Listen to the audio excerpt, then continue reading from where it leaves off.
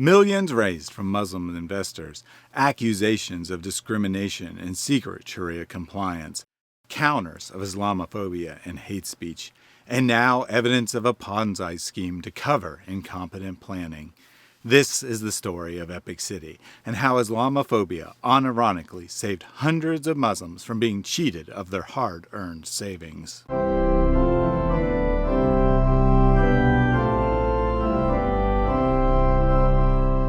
Epic City began as the dream of Imran Chaudhry. I have dreamed about this project, this vision, during my sleep and during the day. To synthetically recreate what happened organically at the original East Plano Islamic Center, or EPIC.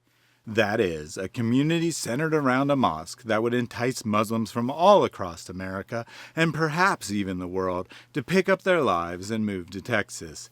But instead of a mixed community with individual apartments and houses slowly being bought up by Muslims, it would be a brand new community built on a foundation of unity. The heart of our journey begins with the foundation of unity. Did you hear the dog whistle?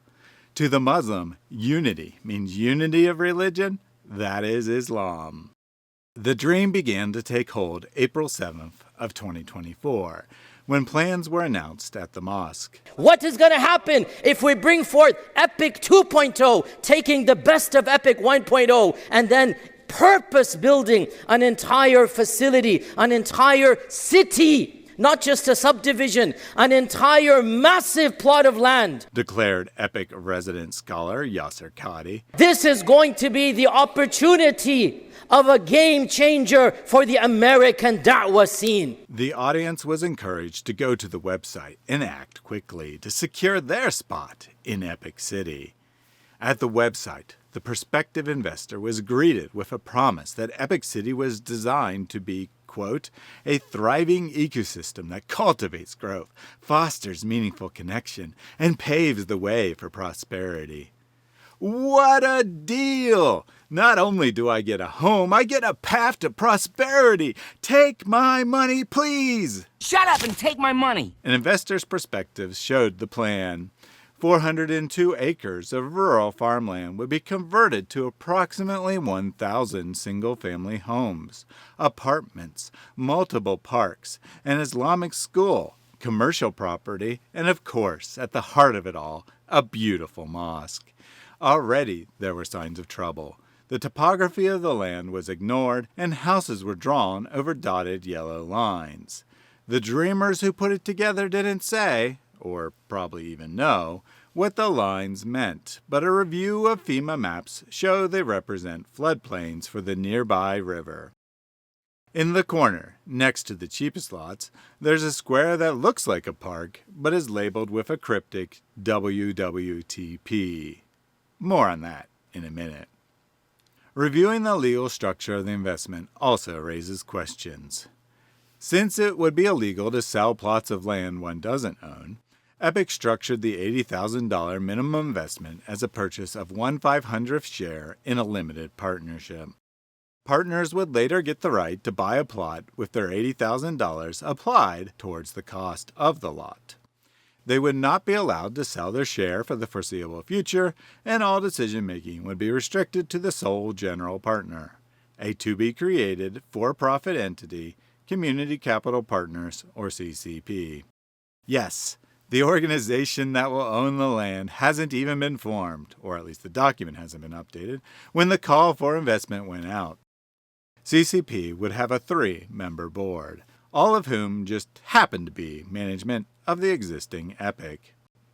The mosque even warned that the limited partnership itself was a poor investment and land would be sold well above market value to pay for the building of the mosque. The cost of the masjid construction, the cost of the school, the cost of the parks and the parking and all of this, that is already included. So it is going to be higher than the market price. Nonetheless, the lure of a Muslim city and the promise of fostering prosperity was enough to prevent caution, and all shares were tentatively sold within 12 hours of the announcement. A diverse group of investors, and not just Muslims from the mosque, I'm sure.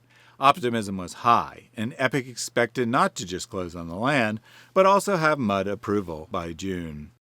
A municipal utility district, or MUD, is a quasi-governmental agency that handles the distribution of water, sewer, drainage, and road facilities in a given area of Texas.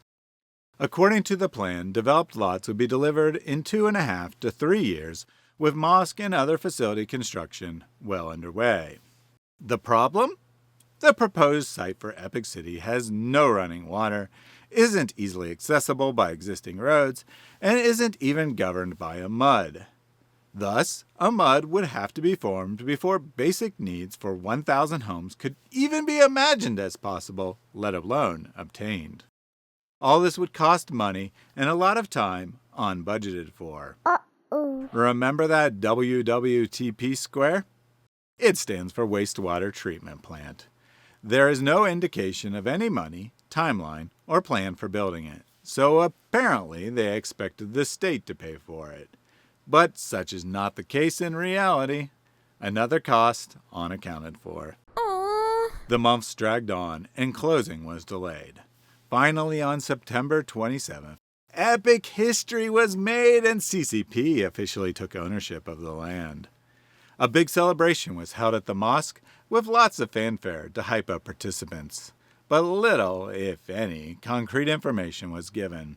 No talk of the MUD, no talk of timetable updates, just celebration of how far they'd come. Months behind schedule. But no matter.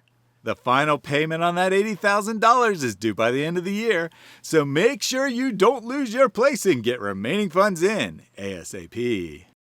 Based on earlier statements, the MUD filing should have happened immediately. Instead, months passed with no material updates, just vague statements about more projects in the works before the first had gone anywhere.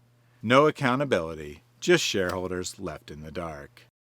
Behind the scenes, Chaudhry and friends likely got the terrible news. They will have to pay for the MUD, the water treatment plant, and lots more they didn't imagine. Will they come clean or cover it up? The winter drags on with no update until suddenly, out of nowhere, a new big announcement is made at Epic on February 11th, 2025. The project is such a success, Mott's leadership announces, that they need to expand it. Because of the demand, we are now opening up Epic Ranches. The number of shares in CCP will be doubled to 1,000, with no indication how that can be done legally since in theory 99.95% of the company is already sold. And 2 new Epic Ranches projects are announced. Epic Ranches 1 begins with 1 acreage and goes up to 5 acreage. And Epic Ranches 2 has plots of ½ acre and also investment opportunities for those who want to build condominiums. If the setup for Epic City was careful, the setup for Epic Ranches is anything but. Instead of a detailed document about company structure with numerous legal disclaimers, the new investor's prospectus is brief and filled with sales pitches. No legal information or disclaimers are provided, just a list of prices for lots.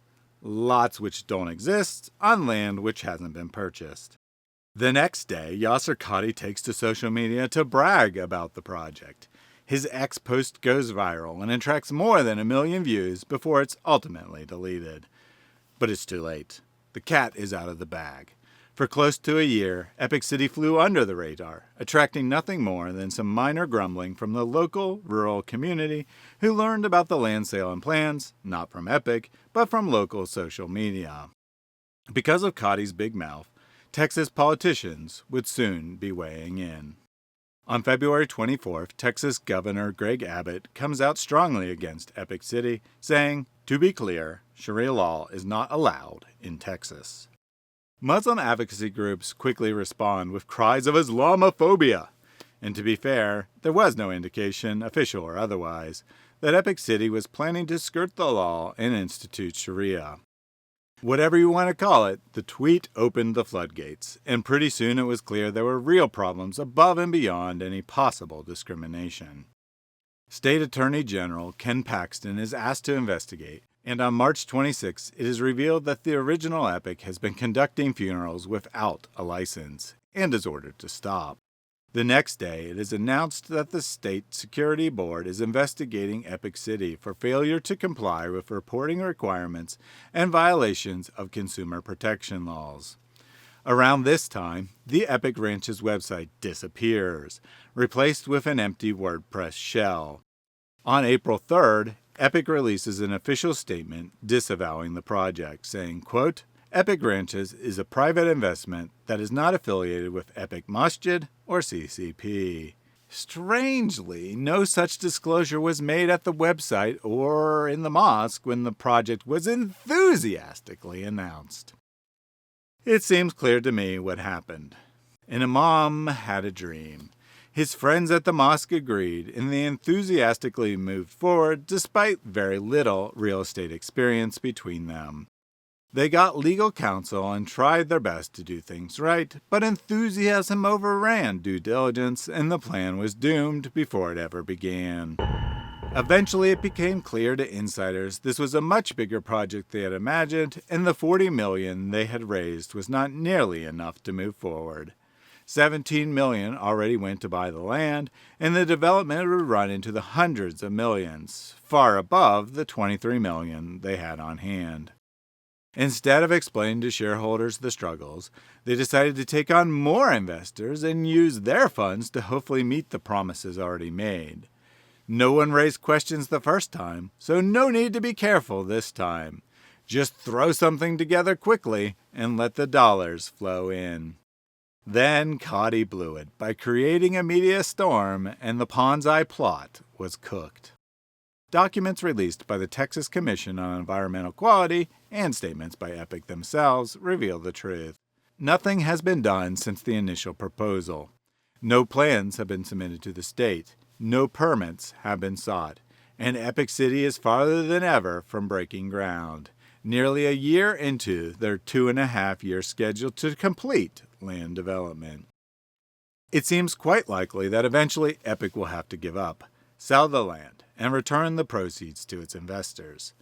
What started as an Islamophobic tweet will end up saving Muslim investors millions of dollars, as the project was never going to work and the Ponzi scheme was bound to collapse sooner or later.